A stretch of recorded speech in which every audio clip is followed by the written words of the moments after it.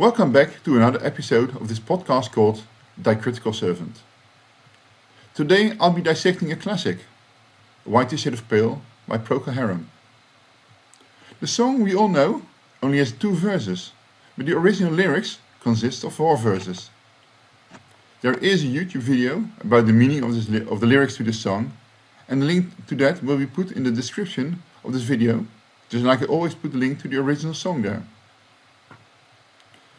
So these lyrics start off by him telling several times that they were partying so hard that he got seasick, and that on land.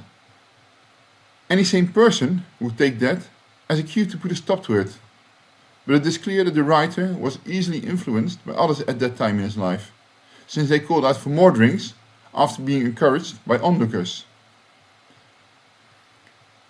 Then we get to the chorus, which seems to be written while under the influence of too many drinks, which is really not surprising after reading the first verse, because it was later, and suddenly there seems to be a miller present who comments that her face, which was bereft of color, turned even whiter. She clearly should have stopped partying a while ago. On the other hand, it is also possible that as said miller told his tale, she got sicker and sicker in the meantime.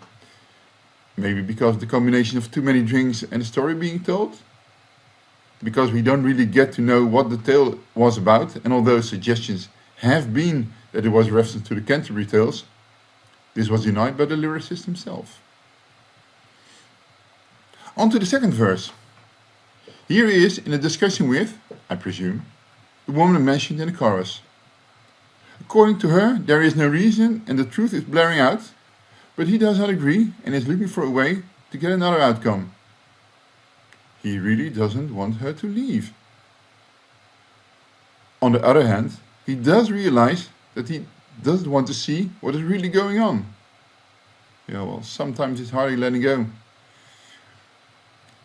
In this verse, I also have my doubts about the grammar, because if all 16 Vestal virgins are ready to start their journey to the coast, shouldn't he have used who were leaving instead of who was leaving? But okay. So here we have the song like it was released and has been performed ever since. The other 2 verses are more or less a continuation of the second verse, so I won't go in on them. But it's enough to state that he really is a bit stubborn. Well, I hope you have enjoyed listening again.